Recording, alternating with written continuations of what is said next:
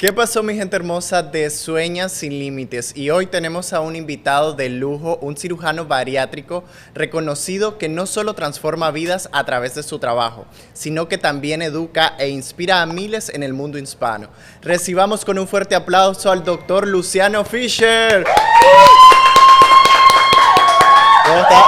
¿Cómo estás? Un placer. Bienvenido acá a Sueña Sin Límites. Yo tengo una pregunta que normalmente se la hago a todos los invitados, pero creo que en tu caso va a ser diferente, porque siempre la pregunta es que cuando eras niño si te querías dedicar al mundo del espectáculo. En tu caso es al revés. Siempre cuando era ese niño que estaba jugando, aprendiendo, digamos, sobre la vida, ¿te querías dedicar desde pequeño a lo que es la medicina o jugabas a ser un superhéroe, un astronauta? No, realmente, mira, niño depende de qué edad. Porque yo me acuerdo cuando tenía 4, 5, 6 años, yo lo que quería era ser arquitecto, carpintero, ingeniero, todo junto. Mi sueño era construir un hotel, pero construirlo, ¿sí? Entonces tenía que hacer todas las especialidades como para construir ese hotel. Eso cuando era pequeñito. Y después ya, a partir de los 12 más o menos años, un poquito antes de tener que elegir la secundaria a la que tenía que ir, dije, ok, a mí me gusta la medicina. ¿Por qué? No sé, o sea, no tengo familia, no hay, por suerte. No hay ningún médico en la familia, nadie, soy el primero, o sea que nadie me podía criticar, comparar, ni nada de eso. Así que de hecho, yo iba a ir a una secundaria que era muy técnica, muy buena en Buenos Aires, y no sé, 2, 3 meses antes, cuando uno se tenía que anotar, dije, ¿para qué voy a perder el tiempo si yo lo que quiero hacer es medicina? Entonces, ya de pequeño, es una suerte, porque hoy en día yo lo veo con muchísimos jóvenes, incluso con mi hija. Yo tengo una hija de 18 años, y el problema que tiene muchísima gente es que no saben qué hacer. Y yo creo que tuve la suerte extrema de que desde muy pequeñito quise hacer medicina. Me acabas de decir algo muy importante que me hizo recordar mis años cuando estudiaba medicina, que dijiste eso, de que por suerte no tenías un familiar médico, porque yo recuerdo, no sé si te pasaba igual, que muchos de mis compañeros tenían un papá, el papá, la mamá, el abuelo, todo el mundo era doctor, entonces tenían aquella presión de no defraudar a la familia, de que si te iba mal en la escuela. Y yo me acuerdo que yo no era ni el peor ni el mejor, pero sí llegaba a mi casa y mi papá me decía, ay, me duele la cabeza, ¿qué me receta? Sí. Y yo como que, te puedes tomar eso, mientras que yo sé que si tu papá hubiese sido un doctor o algo, te van a decir, no, te estás equivocando, me vas a dar esto. Hay algo muy bonito en tu historia que quiero recalcar porque, digamos, has sido un ciudadano del mundo, por decirlo así, porque naciste en Venezuela, te fuiste a Argentina, ahora migraste a los Estados Unidos. ¿Cómo ha influido, digamos, en tu carrera profesional esta parte, digamos, migratoria y de estar en diferentes países compartiendo culturas y conocimientos? Bueno, viviendo aquí en Miami, yo creo que es una ventaja enorme. En primer lugar, porque entiendo lo que dicen todos. Todos. Cuando te dicen algo, sobre todo en algunos lugares cuando están hablando mal de alguien, que usan algún tipo de palabras así bien autóctonas, tú lo entiendes. Pero desde el punto de vista cultural, habiendo nacido en Venezuela, viví en Venezuela durante 12 años, nos mudamos a Argentina. La razón por la que nos mudamos a Argentina fue porque hubo una crisis muy grande en Caracas, en Venezuela, en el 89, el Caracazo, gente, digamos, saqueando negocios. Entonces, bueno, ahí es cuando mi familia, que padre y madre argentinos, vivían en Venezuela, decidieron irse a Argentina. Y nos mudamos a Argentina, viví 12 años en Argentina, y una situación muy similar ocurrió en Buenos Aires en el 2001, donde una crisis muy grande, social, económica, política, y yo me estaba graduando. O sea, yo estaba en la Academia de Medicina el 19 de diciembre del 2001, y yo estaba recibiendo mi diploma, y afuera teníamos tanques. Y ahí fue cuando yo dije, yo esto realmente no lo quiero, y en ese momento decidí venir para aquí. Cosa que no fue fácil, porque venir a este país con un título de médico, uno tiene que hacer toda la reválida, no es fácil. Venir acá como un estudiante extranjero, sobre todo cuando uno lo que está planeando es hacer cirugía, que es un campo súper competitivo, es complicado. Pero todo lo que me dio eso de estar en varios lugares, incluso estar en muchos lugares aquí en los Estados Unidos, me dio una apertura a entender, a ver, experimentar distintos lugares, distintas maneras de pensar, distintos comportamientos, y de todo eso uno saca algo. Y después cuando uno practica, por lo menos en lo mío, en la medicina, yo creo que uno es mucho más flexible en el momento que uno tiene que transmitir su mensaje. Tú tienes que entender que tú puedes tener el mejor mensaje del mundo, tú puedes ser un excelente, digamos, transmisor de ese mensaje, pero si tú no entiendes quién lo está recibiendo, parte de este mensaje va a quedar ahí, no va a entrar. Entonces yo creo que haber estado en muchos lugares de Latinoamérica y muchos lugares aquí en Estados Unidos me da esa posibilidad. Y hablando de mensaje, me quedo con esa última línea que acabas de decir. Más allá de lo que es un quirófano, porque tu trayectoria como médico es cirujano bariátrico, también te encanta lo que es la comunicación, y al transcurso de estos últimos años creo que has tenido un crecimiento muy grande en lo que ha sido las redes sociales. ¿En algún momento te visualizaste o pensabas que tu misión iba más allá de una sala de un quirófano, o cómo llegó este momento, digamos, de crecer en estas plataformas? A ver, yo soy demasiado viejo para ser un influencer, y cosa que es una ventaja, porque yo en el momento que me pongo a grabar un video, en el momento que subo un post a Instagram o TikTok, mi objetivo no es tener muchas vistas, mi objetivo no es, mira, voy a comprar algo en el supermercado y que alguien me reconozca. No, mi objetivo es tratar de educar. Y cuando uno hace este tipo de cosas y no lo persigue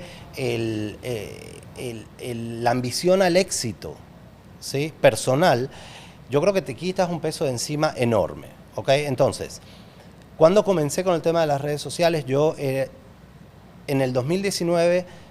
Yo trabajaba para un sistema de salud, me iba súper bien, pero en el 2019 yo decidí que yo quería abrir mi propia práctica. Para darte un poquito de contexto, es lo contrario a lo que está pasando en el resto de los Estados Unidos. ¿Por qué?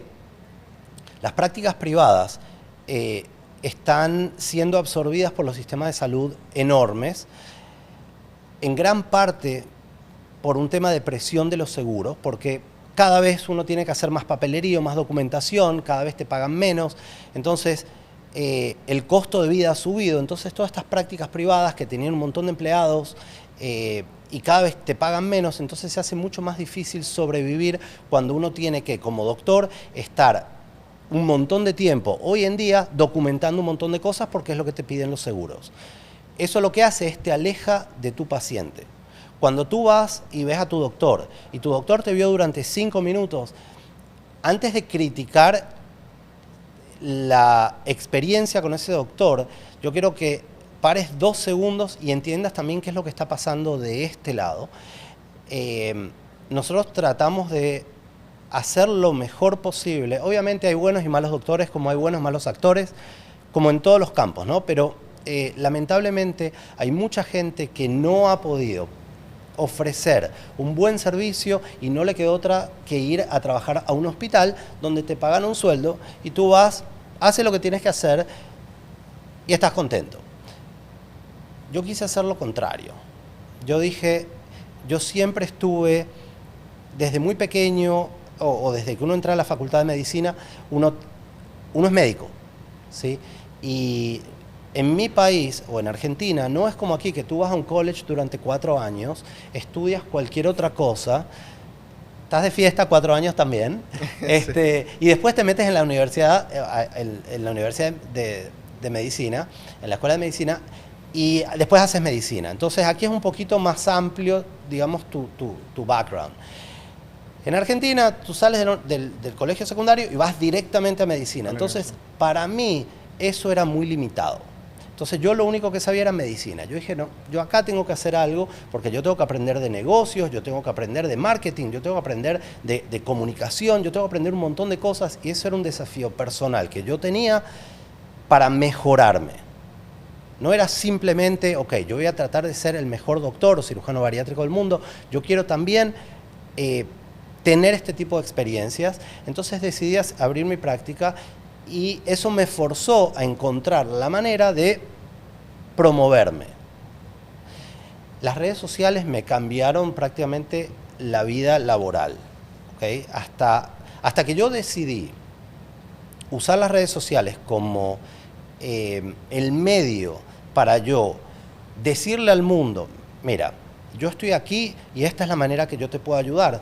Hasta ese momento yo tenía esta mentalidad de cirujano o de médico, digamos, a la antigua de, mira, yo voy a ir al doctor primario que yo conozco, yo te voy a ver a ti. Entonces tú eres el doctor primario que yo tengo al lado, que eres mi vecino o que está cerca. Entonces yo voy y me presento y te digo, mira, esto es lo que yo puedo hacer. Y yo estaba esperando que de esa manera me vinieran pacientes, que es muy limitado, porque tenemos la posibilidad de con las redes sociales llegarle a millones de personas. Y eso fue lo que me forzó a utilizar las redes sociales. Y cuando hoy en día yo tengo pacientes, como por ejemplo hace 2 días que un muchacho se comunicó con la oficina para hacer una cita, un muchacho de Hawái. Para que la gente entienda más o menos geográficamente, si el país está aquí, nosotros estamos aquí, y Hawái está no solamente del otro lado del país, sino después del agua.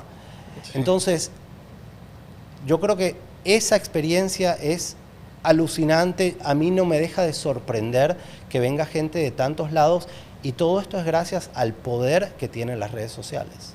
Exactamente. Y hablando, digamos, en esa parte de las redes sociales, hay algo muy importante que mencionaba al inicio, que es la parte educativa. En este aspecto, ¿cómo tú como doctor y ahora comunicando tu trabajo a través de las redes, cómo haces para, digamos, batallar con la desinformación? Porque está la parte negativa de las redes sociales, como en cualquier ámbito laboral, que siempre está la persona que todo lo va a buscar a Google, que lo busca ahora hoy en día con la inteligencia artificial. ¿Cómo logras, digamos, hacer esa diferencia para que la gente realmente escuche la opinión de alguien profesional y no de cualquier chafarufo, como decimos, que sale por ahí hablando locuras? Entonces, ¿cómo tú lidias con esta presión, digamos? Mira, si tú vas a enojarte porque la gente va a buscar información a Google, yo creo que ya comienzas mal, como médico, ¿no? ¿Qué es lo mejor que puedo hacer yo para que el mensaje llegue? En primer lugar, uno tiene que establecer su reputación. Y mi reputación está hecha en base a, mira, yo hace 15 años que hago cirugía bariátrica y la gente, mis pacientes me conocen, pero de a poquito en redes sociales uno va tratando de informar de la mejor manera posible, ¿no? Y claro, mi competencia sí es Google, ¿ok? Pero yo creo que si tú vas haciendo un trabajo a medida que va pasando el tiempo, sin desesperarte, sin tomarlo como ser la competencia de, yo creo que de a poquito tú te vas ganando la confianza de la gente. Y cuando la gente ve que tú estás comunicando en tus redes sociales o vas a un podcast y transmites un mensaje o vas a la televisión y vas a hablar de distintos temas, entonces eso lo que va haciendo es que te vas ganando la confianza de la gente, que es una de las cosas más difíciles de obtener y más valiosas. Entonces, a partir de eso es que yo puedo comunicar y obviamente me preparo. Yo trato de prepararme de la mejor manera posible para que en el momento que yo transmito algo o mi conocimiento, este conocimiento sea el más actual y el más preciso. Para eso voy a cursos, leo mucho, o sea, me preparo como médico, que es lo que todos deberíamos hacer. Exactamente, y hablando en esa parte de preparación, digamos, y de ayudarle a las personas, sé que más allá del cambio físico, donde has ayudado a muchos pacientes, también está esta parte, digamos, que conmueve porque también lo has ayudado a cambiar emocionalmente. ¿Hay alguna anécdota, me imagino, entre las tantas que tengas, que te haya hecho cambiar, digamos, esa perspectiva como doctor, que algún paciente te haya dado las gracias, no por el cambio físico, sino por el emocional, que tú la puedas compartir con nosotros acá brevemente? Miles. Pero te voy a contar una que es bastante impresionante. Señora de aproximadamente 75 años, la opero, esto fue hace aproximadamente unos 12 años, la opero, la veo a los 6 meses, ya la vi un par de veces, pero me acuerdo que vino más o menos a los 6 meses, había perdido un montón de peso y el sueño de ella era tener un negocio de venta de cupcakes. Y ella lo pudo realizar. Y la razón por la que ella pudo realizar eso es porque una vez que ella perdió peso y volvió a ganar su confianza, su autoestima, se deshizo de su esposo porque estaba en una relación tóxica. Después de 30 y pico de años. Estamos hablando de una señora de 75 años que había estado casada más de la mitad de su vida. Pudo salir de una relación tóxica y cumplió su sueño de tener su negocio de cupcakes cuando su autoestima estaba totalmente recuperada. Así como esta historia, tengo un montón. Yo no tengo un trabajo, o sea, yo salgo de mi casa y voy a la oficina y yo no siento que tengo un trabajo. Y yo creo que las personas que tienen esa misma sensación